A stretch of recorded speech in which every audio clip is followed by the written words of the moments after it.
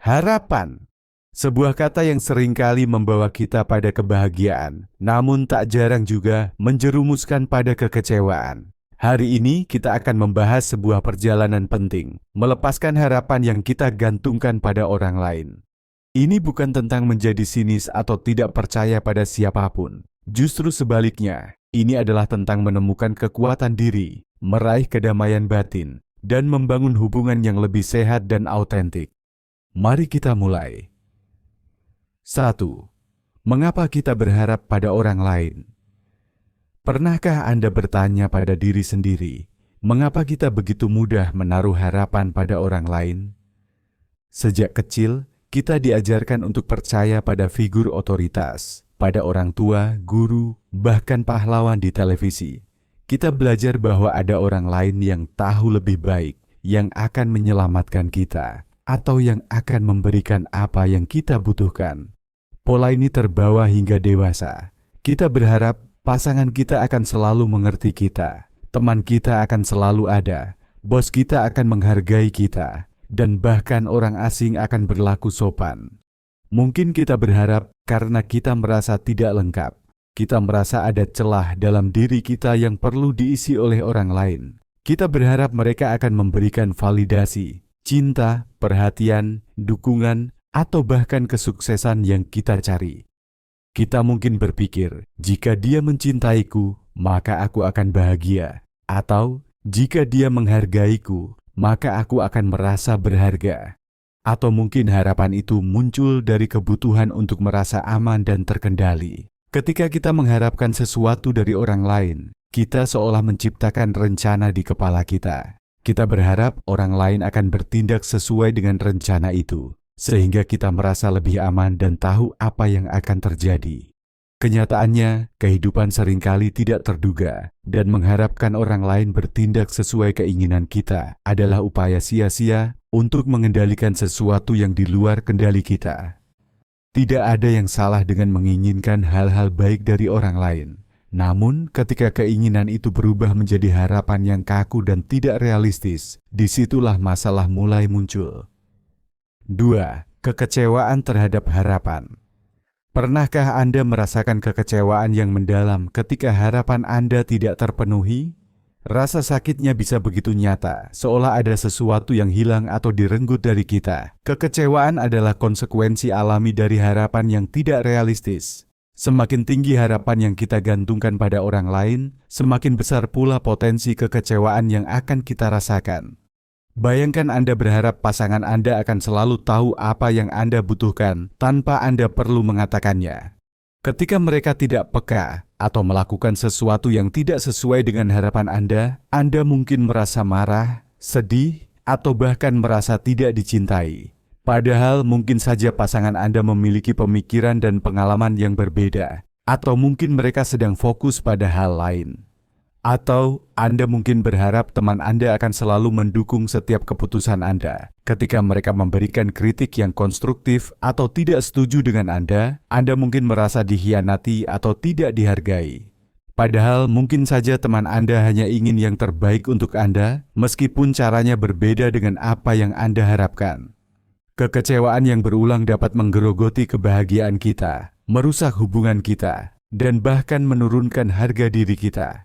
Kita mulai merasa tidak berdaya, seolah kebahagiaan kita bergantung sepenuhnya pada tindakan orang lain.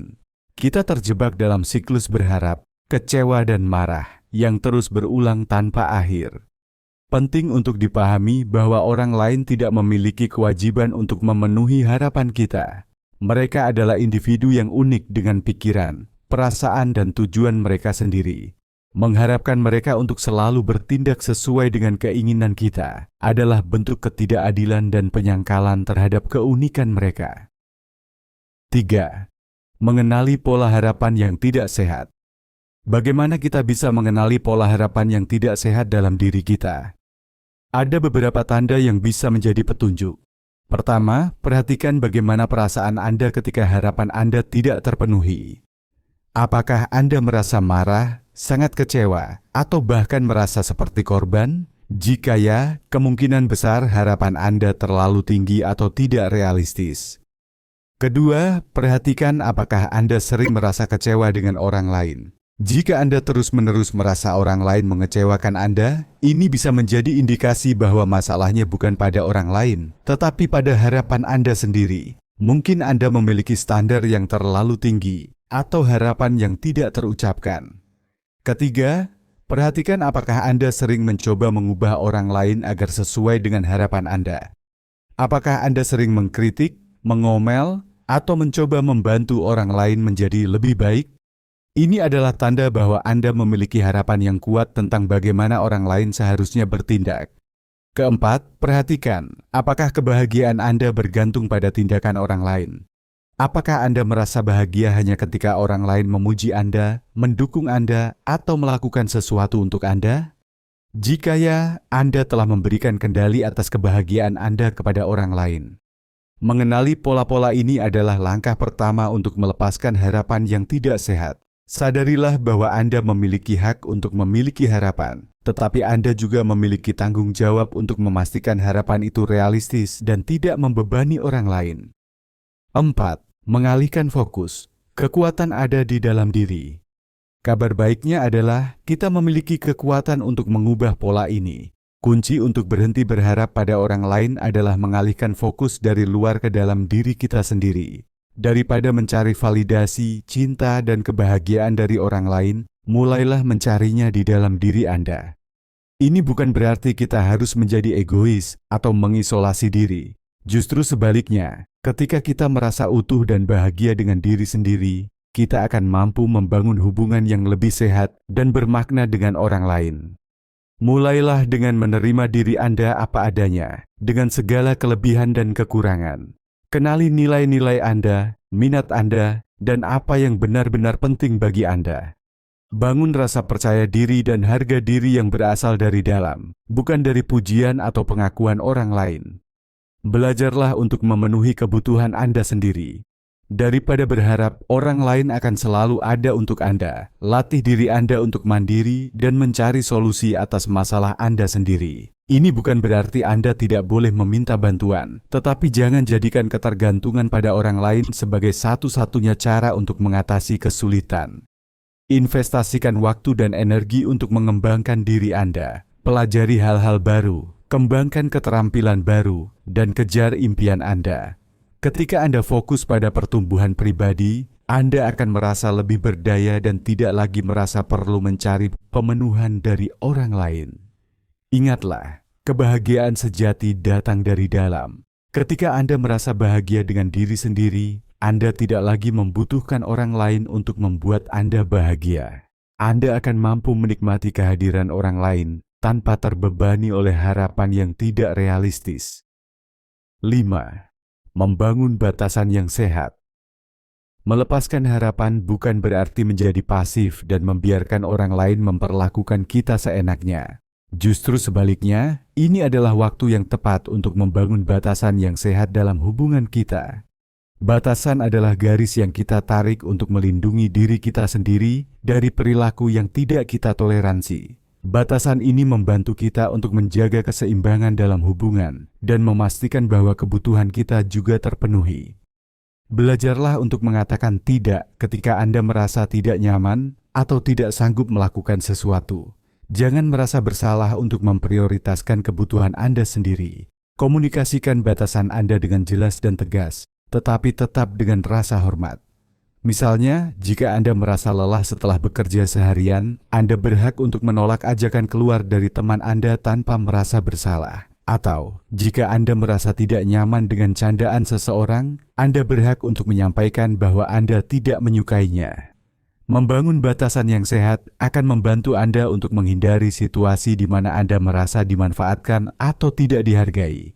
Ini juga akan membantu orang lain untuk memahami apa yang Anda harapkan dari mereka tanpa harus menebak-nebak. Ingatlah, batasan bukan tentang mengendalikan orang lain, tetapi tentang mengendalikan diri Anda sendiri dan memastikan bahwa Anda diperlakukan dengan baik. 6. Mengembangkan empati dan penerimaan.